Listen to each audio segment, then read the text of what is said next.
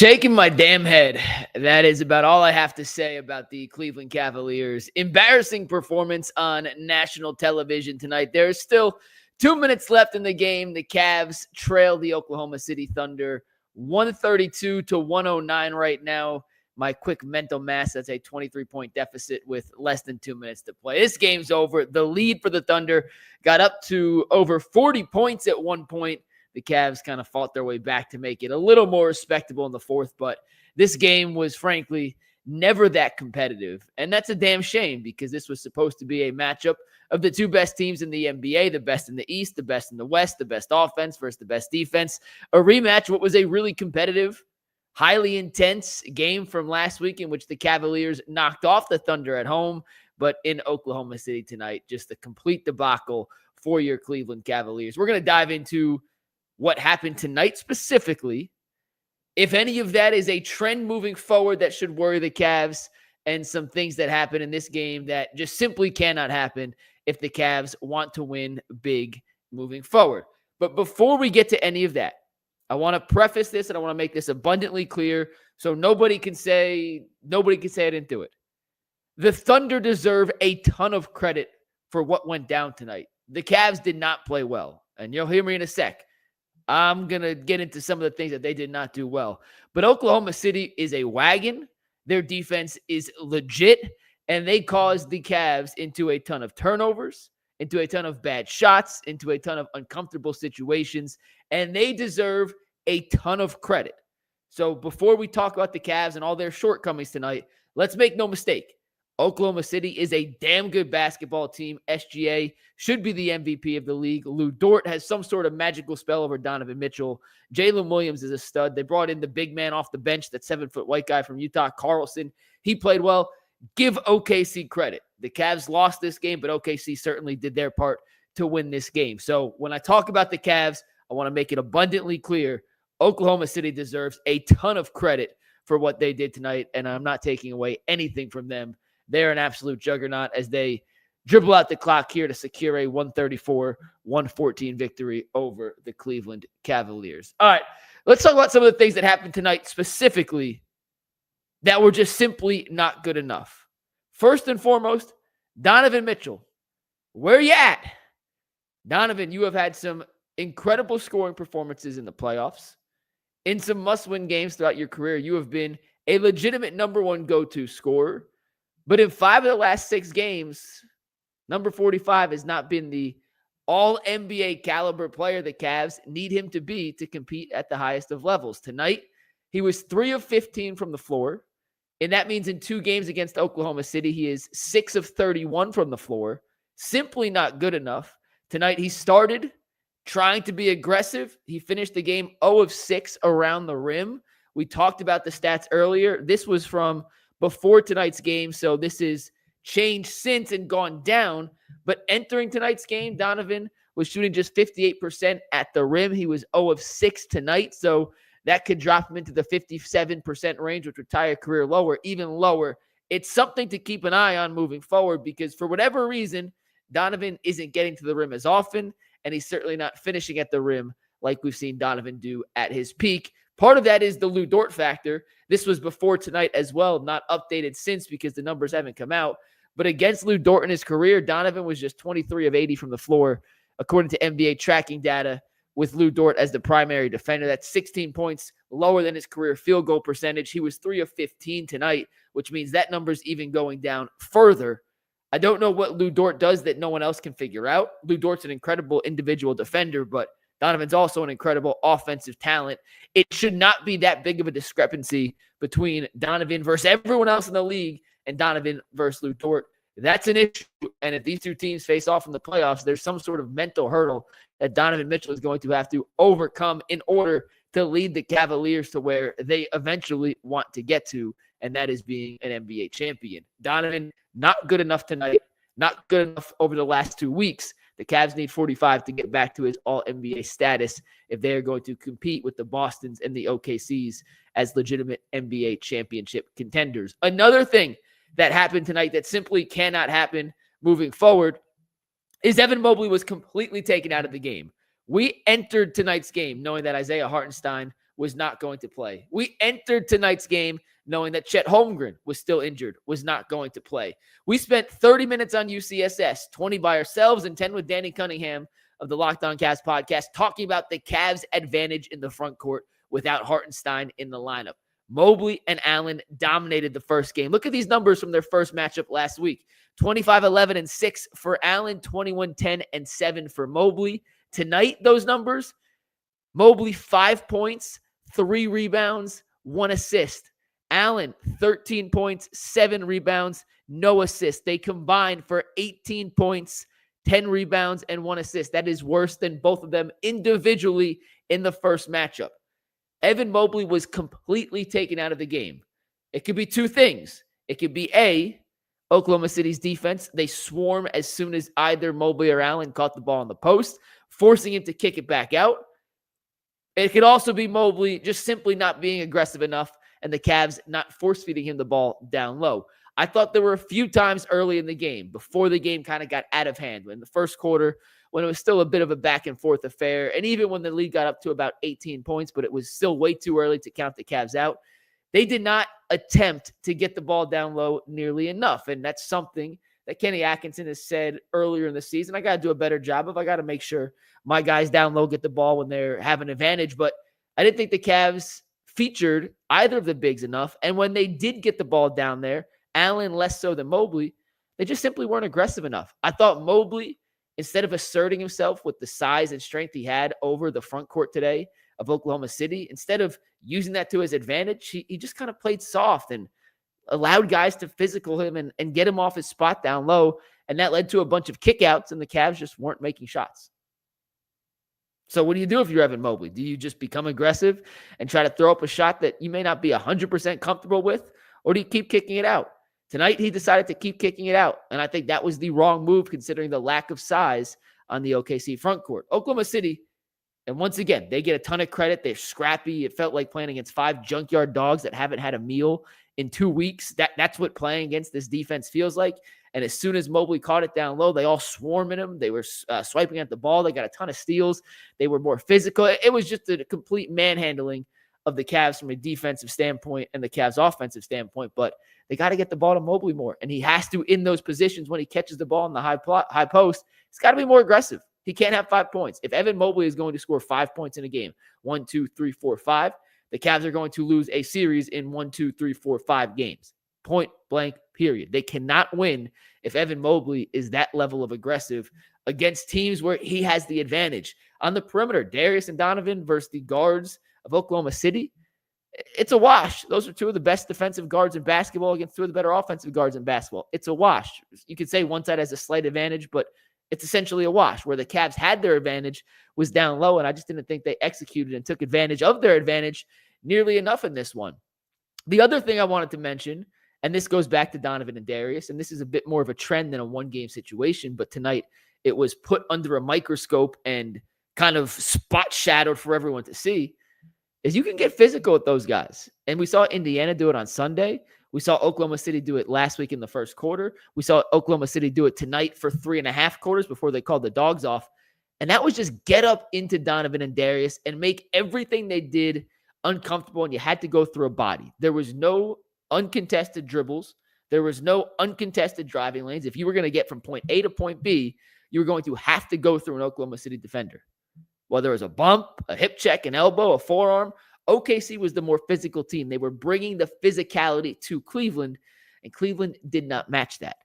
And that is the first of the things that we saw tonight that I do think is a bit of a concern moving forward for Cleveland, because you're not getting rid of Darius or Donovan. Those are the 2 pillars of your team, the 2 pillars of your offense. Obviously, Evan Mobley and Jared Allen, I'm not discounting them, but in terms of the catalyst and the engine of this offense, it's those 2 guys. And we've talked about it at length before. They're both undersized guards, and the history and the track record of undersized guards in the playoffs, it's not great. But when they're elitely talented, you can get away with it. Are Darius and Donovan talented enough to overcome their lack of size in certain situations? We'll find out this season and next season in the playoffs, but it is a little bit concerning that now 2 opponents in the last week have shown that if you get up in their grill and be physical with them, it's not going to completely stop them. Like Donovan obviously had a much better shooting game against Indiana last week last time out on Tuesday than he did tonight, despite the fact Indy was still physical. Like, they can get around it, but it just disrupts the rhythm and it disrupts the flow of the offense. And it feels like the Cavs, and I'm going to say this, and I don't necessarily mean it as a bad thing, but the Cavs are a finesse offense, right? And let's go football terms just to make it a little more easy to understand. When you're playing a finesse offense, if you can be physical with them at the line of scrimmage, you can knock off their timing. And a lot of times, all you need is to knock off their timing by half a second to disrupt the entirety of a play. Look at the Miami Dolphins, for example. When Tua is in time, in rhythm, that offense is legitimately impossible to stop. But if you can get them off timing by just half a second, the offense is nothing to be bragging about. It's mediocre. It's average, mid-level at best. I'm not saying the Cavs are the Dolphins equivalent per se, but it feels similar in that sense that if you're physical with the two guards up front, especially as they're bringing the ball up court and trying to initiate the offense, it just throws everything off by a half second. And that has led to a ton of bad shots over the last 3 games for the Cavs, and a ton of shots that had typically been going in over the first 35 games of the season that haven't been falling as frequently in the last 2 or 3. It's just little things like that I think were magnified tonight because of what Oklahoma City is capable of doing defensively that are a bit concerning moving forward. On the positive, there are only like 3 or 4 teams in the entire NBA that have multiple guards who can stay in front of Donovan and Darius and be physical with them at the same time. And that is something that at least the Cavs won't have to worry about on a nightly basis, because what Oklahoma City did defensively tonight, it's hard to replicate. Like, it's not easy to replicate, but I do think that is at least one little trend to keep an eye on moving forward, because it certainly threw the Cavs off their rhythm, off their game, and they were never able to recover. From a defensive standpoint, you got to give OKC credit. They made a ton of threes tonight. Like, Lou Dort had, 8 threes? Lou Dort tonight finished with 6 threes. He was 8 of 11 from the floor. SGA, 17 of 26 from the floor. Jalen Williams, 8 of 14 from the floor. Adam Flagler was 0 for 9. He was 0 for 8, but that was all garbage time. If you take him out of the equation, they shot 54% and 40% from 3. You're not going to win many games against the number 1 defense in the NBA when you're giving up 50% shooting from the floor and damn near 40% from 3. It's just not going to happen. It was a bad game from the Cavs. But I do want to mention there's a difference between a bad game and a bad team. The Cavs played like dog crap tonight. Do not mistake what I'm going to say. The Cavs played poorly tonight. There's no ifs, there's no ands, there's no buts about it. The Cavs played like doggy doo-doo. Point blank, period.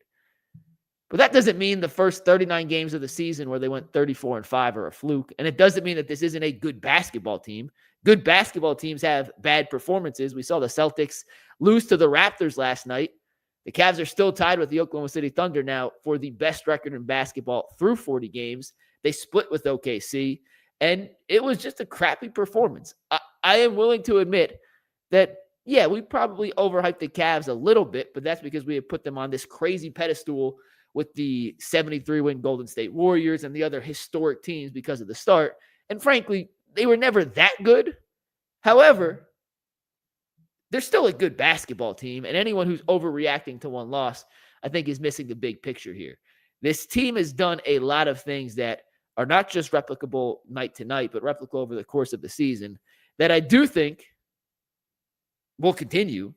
I just think tonight they got exposed and they got embarrassed. And there are times where you just play a bad game and you rebound. We'll see how they respond on Saturday against the Minnesota Timberwolves and then on Monday again against the Phoenix Suns. What will concern me is if tonight's performance, well, if they play like this again on Saturday, they play like this again on Monday, or they play like this in 2 of the 3 next games, because they have Houston coming up twice in the next 2 weeks. They have Minnesota. They have Phoenix in their next and final 14 games before the All-Star break. I believe 10 of the 14 teams they play are above 500. So this next little stretch is going to tell us a lot about the Cleveland Cavaliers. Will they go back to being the 34-5 or 34-6 now after tonight's loss version of the Cavs? Or will they be the team that we've seen lose 2 of the last 3 games and frankly look like just a good but not great basketball team? It's hard to sustain. It is hard to sustain greatness. That's why you don't see teams win 65, 66, 67 games a season. I mean, last year, the team with the most wins were the Boston Celtics with 64, and then after that was OKC with 58. Like there's a reason you don't see 70-win teams on a year-to-year basis. It's just really hard night in and night out in a sport where it's such a make-or-miss league, and as good as shots as you can get, you can just miss some on any given night. It's hard to win a ton of games back-to-back, and that's what's made the Cavs start so incredible, but it's also what makes tonight so disappointing. We've seen the Cavs play so well, and we haven't seen them have a straight-up clunker like we saw them have tonight, other than maybe the Indiana game on Sunday. So without the last week, they really haven't had a stinker. But make no mistake, they played objectively terrible tonight. I thought Darius Garland in the first half kept them in the game, but outside of Darius, no one else was good enough. Jared Allen wasn't good enough. Evan Mobley wasn't good enough. Dean Wade wasn't good enough. Donovan Mitchell wasn't good enough. George Niang wasn't good enough. Isaac Okoro wasn't good enough. Karis LeVert wasn't good enough. Ty Jerome wasn't good enough. Max Strus wasn't good enough.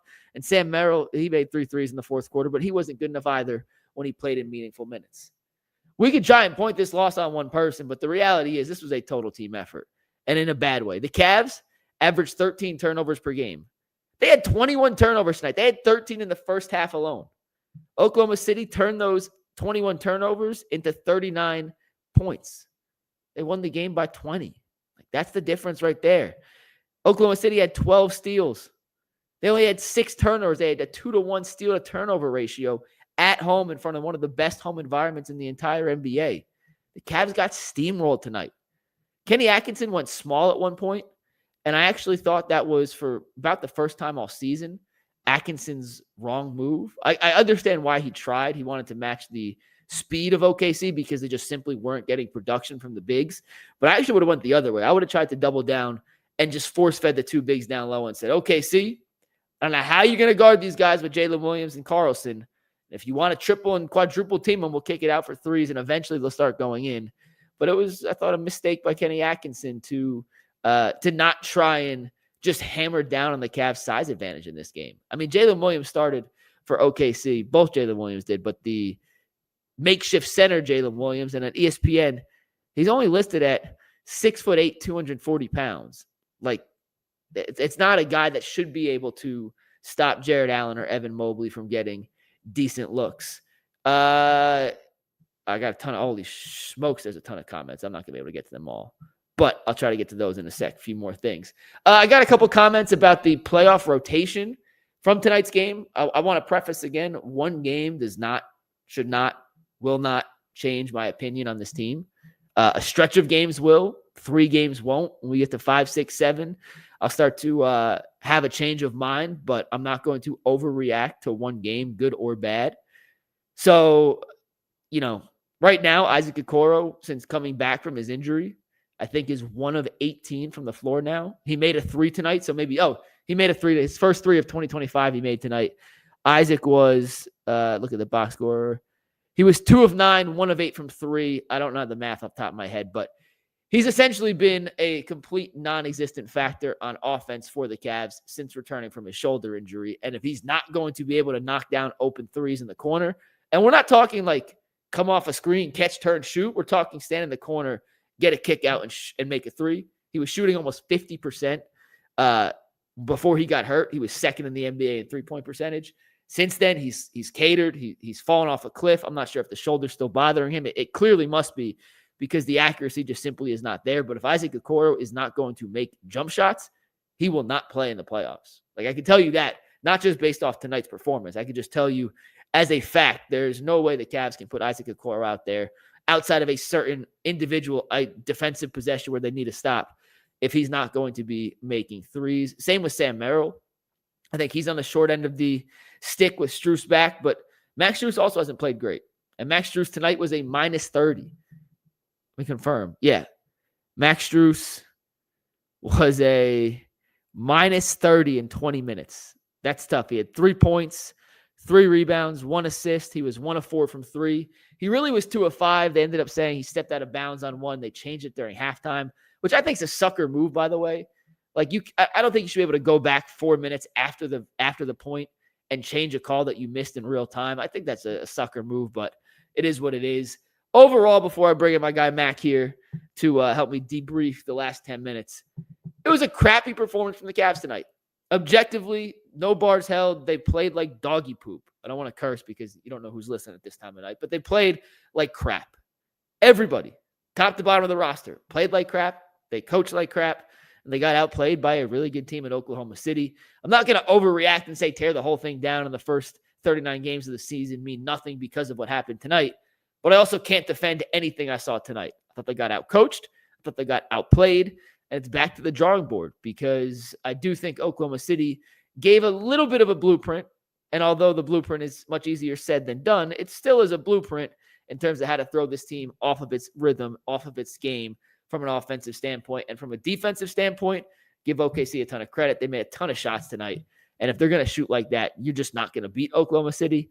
But the Cavs offered very little resistance, and I thought did a terrible job in transition getting back to cut off some of OKC's opportunities. So with that, I've been talking for 20 minutes straight. Let's bring in my guy, Mack Perry, here to help me debrief this. He is from the It's Cavalier pod, and Mack, you are the king of positivity, and that's why I thought you'd be perfect for the post-game show because I need some help being positive after what I just watched tonight. You want positivity, you can look at Darius Garland. I guess that's about it. And then the fact that the Cavaliers did manage to score 100 points tonight after that streak was recently broken. But that's all I got, man. Y'all know me. If you ever watch my show post-game, even in losses, which they've been few far in between this year, I try to keep it generally positive. But it's always a bad sign if your boy is going live during the game. And that's exactly what happened tonight. And there's just not a lot of good to say, Mikey. And I think that's okay. But I think what really angers me the most about tonight's performance is that it was on national TV, right? And I think that's the thing that really sunk in with me because there was a lot of things that are negative that you can discuss about tonight's game, whether it be the turnovers, the points off of turnovers.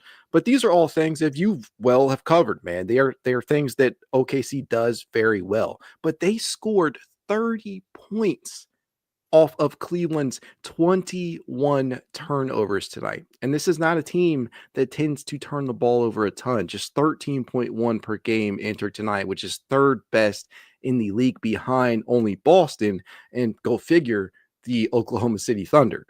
They will capitalize all the live long day off your turnovers, and they got all the length and pesky defenders you could ever want over there. So credit to them. Yeah, I started this with just giving OKC a ton of credit. The Cavs played like crap tonight, and I'm not going to hide that fact, but Oklahoma City deserves a ton of credit because they took the fight to Cleveland, and Cleveland never fought back.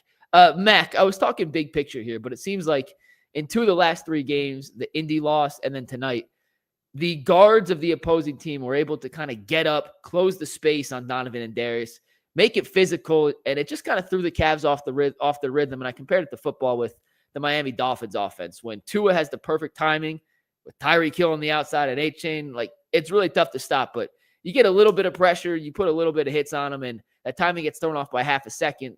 The offense goes from really tough to stop to really average. And the Cavs offense tonight was average. It's been historically good this season, but it just felt like the physicality from OKC and Indiana was able to disrupt their rhythm. And when they're not playing in rhythm, the offense goes from top 3 all-time in offensive rating to it's good, but can certainly be stopped. I think that they've been due for some aggression for a while, right? But at the end of the day, Indiana got into them with that full court press starting in the third quarter of the first matchup, and then they just came with it the entire game when they saw them again. And then tonight, the length and really getting up into the guards really did just put the blueprint out there on how you can disrupt the offensive presence of this borderline historic Cavaliers team to start this season. And I don't know how you can really get around that. It's one of those things where Cleveland, this is why people have for so long discussed the size issues in the backcourt. And it's going to continue to be a talking point, especially after performances like tonight and performances against the Atlanta Hawks and any team that has length out there that can really bother you. But frankly, Mike, I like long term, I don't know what to say because it works. It is proven now in 3 straight games that it is a potential blueprint on how you can limit at least Darius Garland and Donovan Mitchell. And key point on this, while Lou Dort has not been responsible for the entire total of this, Donovan Mitchell is now 6 of 31 in 2 games against OKC this season. Yeah. And this is coming right after he just got back on track, man. It has not felt like the typical Donovan Mitchell that we are used to over this last month or so. But I'm just going to have faith that he's going to return to playing high quality basketball. But tonight was not it. We're going to discuss this on UCSS tomorrow. And Mac, I want to preface this question with, I don't have a good answer. Okay. Like I don't have a good answer. I have kind of a working theory, but I truly don't know. I put these numbers up in the breakdown that you retweeted. I appreciate it. I'll put them up one more time. These were before tonight, so the numbers have actually gone down a little bit. But Donovan is only shooting 58% and probably closer to 56. He was 0 for 6 at the rim tonight. So 57% from the rim, which ties a career low. And he's getting to the rim at a 23% rate, which is a lot closer to his career low than his 27% last year. Mac, I don't know if he's still suffering from just the lingering tendonitis in his knee last season. He never got surgery on it, remember. He just rested, so I'm not sure if it's flaring up. But he seems to be 92% as explosive as he used to be. Like, he certainly is still an incredible athlete, but it feels like there may just be that tiny decline in his peak athleticism that's prohibiting him from finishing at the rim over certain guys or around certain guys with the same consistency he used to. Like I said, I'm just speculating. His knee may be 100% fine. I don't know. I'm just trying to put these numbers to rationality, and it kind of matches the eye test too. He feels like he's settling for a few more jumpers than he used to be, and it could just be because there's 2 bigs down low and there's plenty of spacing, and he's driving it. Like, he's still been really good this year. Like, he still should be a starter in the All-Star game. He's playing at an All-NBA level, not tonight, but on the season. But have you noticed that too, Mac, or am I trying to talk myself into something because the numbers say it? No, I mean, I think the eye test, and they always say, you can't always use the eye test. They go hand in hand with the stats and whatnot, but it's uncanny the difference that, what the eyes will tell you this season versus what they've told you in the past 2 seasons of the Donovan Mitchell experience in Cleveland. And the rational part of my brain says maybe he's conserved himself a little bit for latter stretches of the season, as we've seen Donovan kind of broken down towards the last couple of postseason runs. But the fan in me, right, that the basketball fan says that Donovan Mitchell does not necessarily look as explosive as we are accustomed to seeing him. Now, he got some open opportunities tonight at the rim that I felt that he probably would have finished in years past, maybe even in games past this season, but they just did not fall tonight. And I just feel like he is settling. Lou Dort really, these guys having the physicality to get up into you and forcing you into a lot of contested 2s or low percentage looks.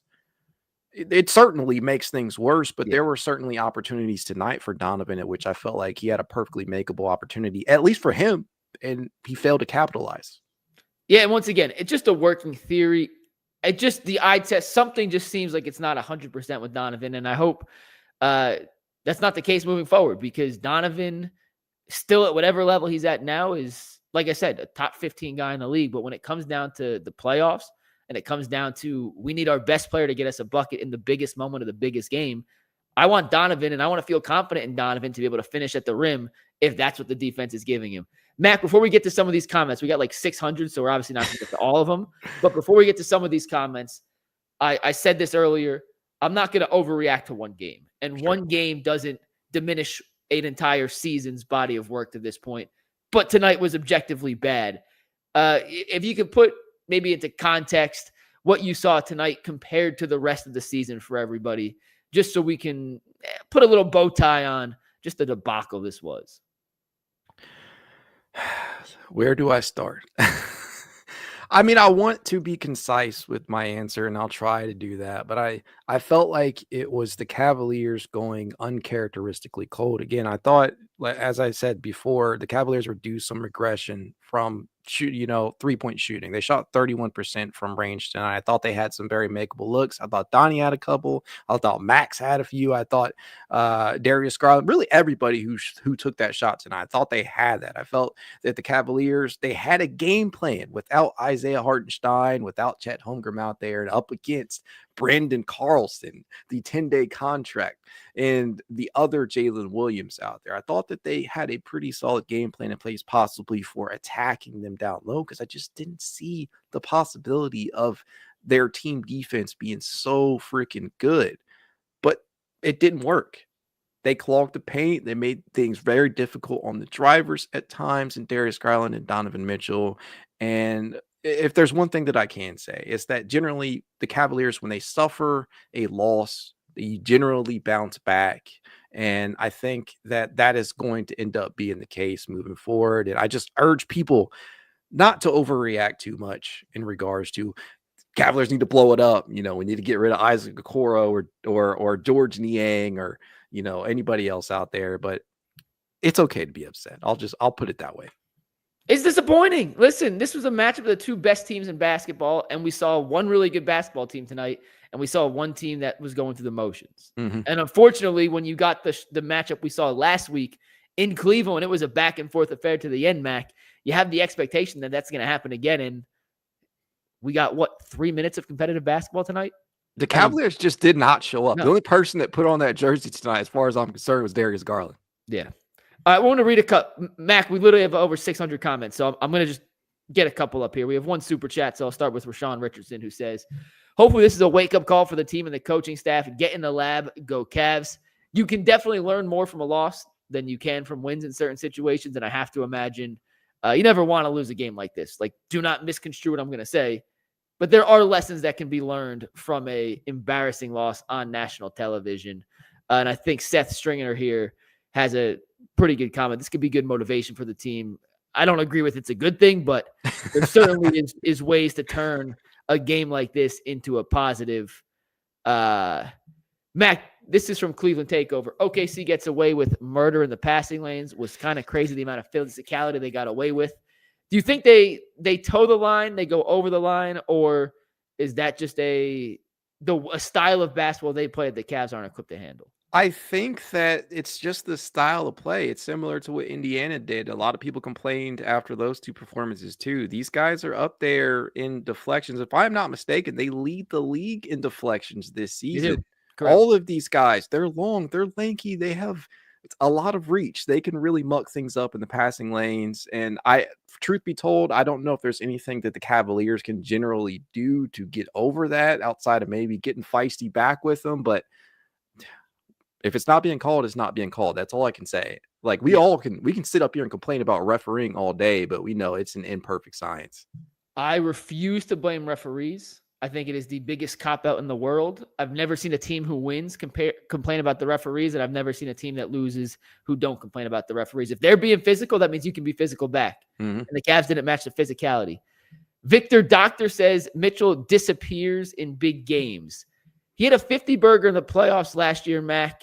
This season, he's had a couple big games, but obviously the scoring down a little bit. And against OKC, 6 of 31. We talked about him a second ago, but I hope my fear now is more just a 34-6. We have to find something to be a little more concerned about than anything that is serious that we have to be worried about down the road.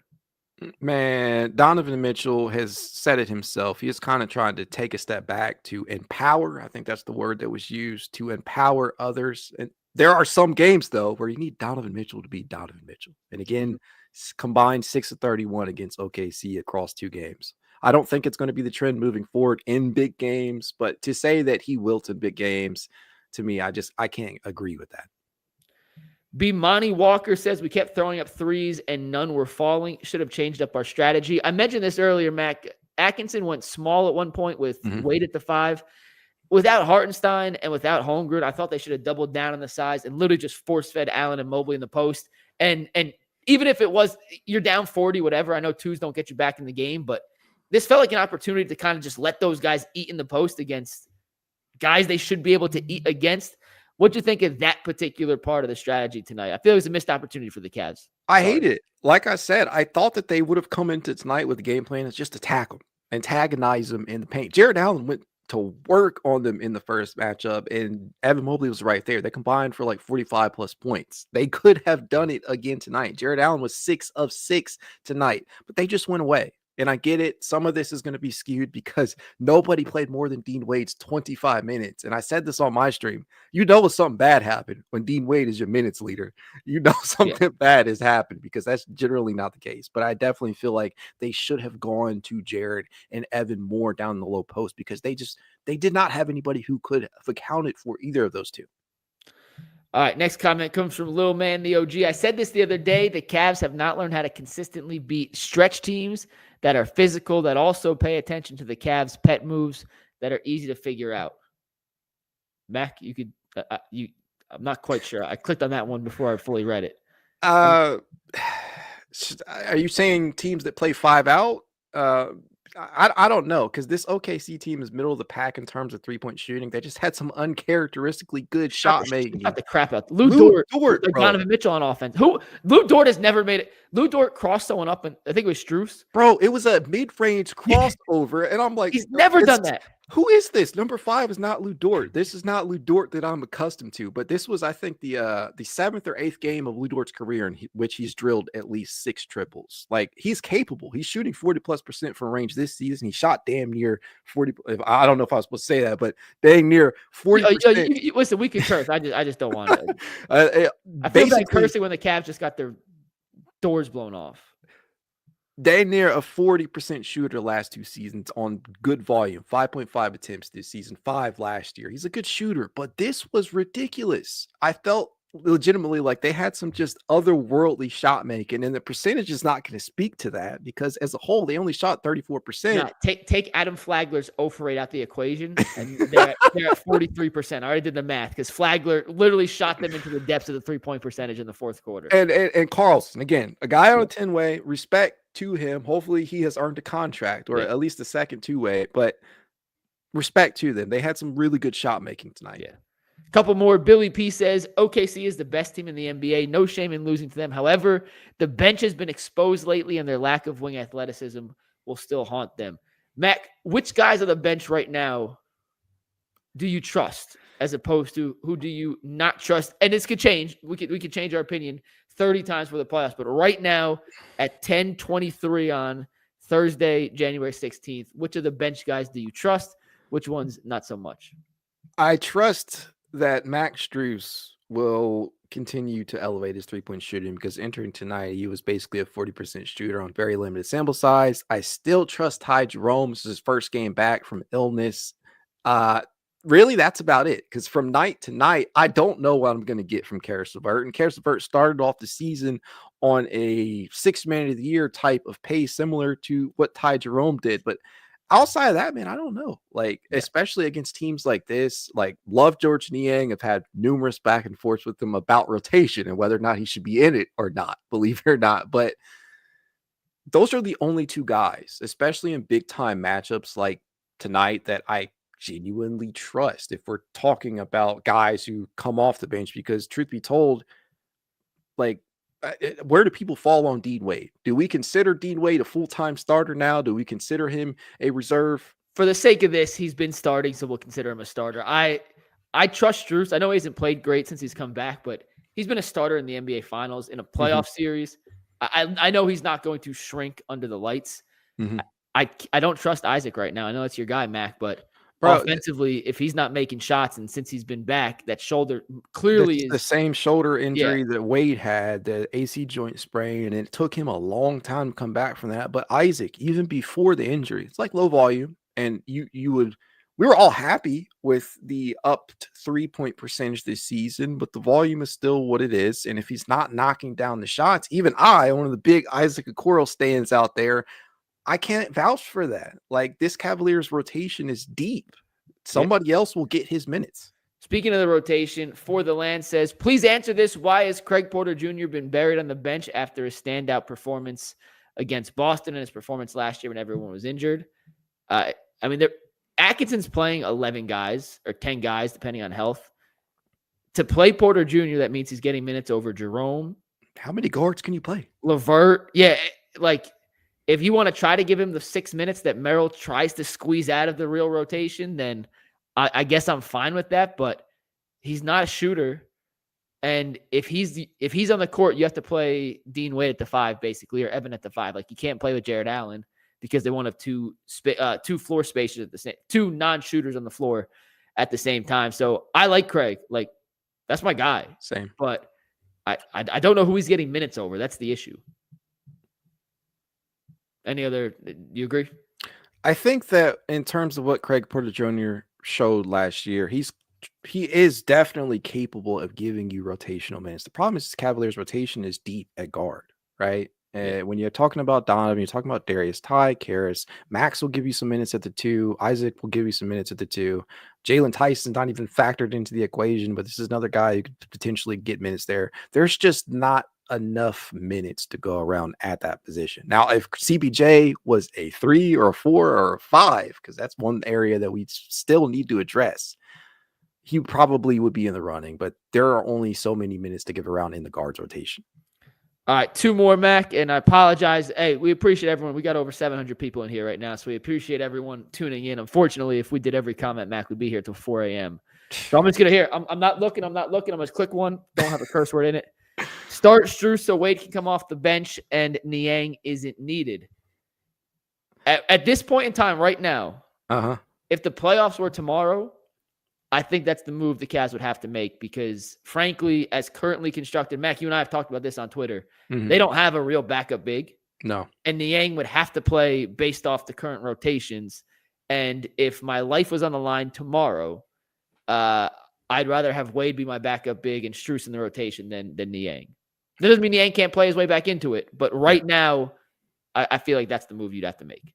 George, I hope you're not listening to this by any chance, but I tend to agree, right? If the playoffs started tomorrow, Wade can be more valuable as your backup 4-5, small ball center, but mostly backup 4 than he can, in my opinion, in a playoff scenario as the starting 3. Now, the thing with Strus is, he's undersized at 6'5", 6'6", whatever he's listed at in various areas, but he can more than make up for that in other areas, especially on the offensive end in terms of his facilitation, which is not an often discussed area of his game. In terms of the shot making and off-ball movement, he is much more than just a movement shooter. So I think that would be the move to make.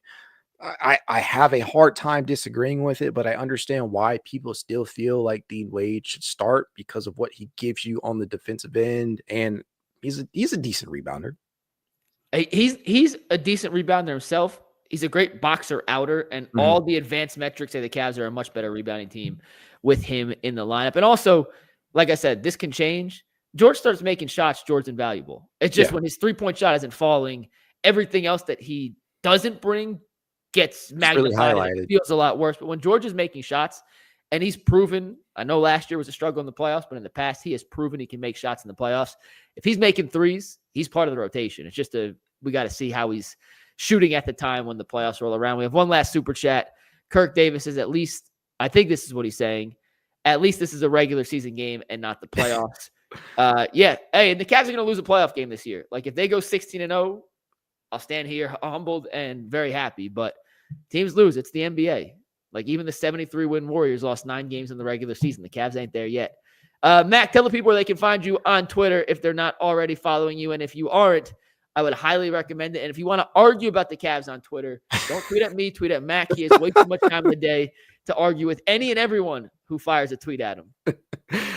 At Devron Perry is the normal profile. At It's Cavalier_pod for the podcast. You can also catch me live streaming after almost every single game. I think I've gone live after every game, man. It feels like a job at points, especially when the Cavs give us performances like they did tonight. But you know what? We love this team. We're ride or die. We stick by it, man. Yeah, and Max is not kidding. He goes live after every game. It is a incredible resource for Cavs fans who want some instant reaction and a place to vent or celebrate whatever the Cavs do on the court. Mac, I appreciate you hopping on here. Make sure you guys follow him on Twitter. I'll tweet him in the link as well so you can find him if you liked what Mac had to say. And I'm being serious.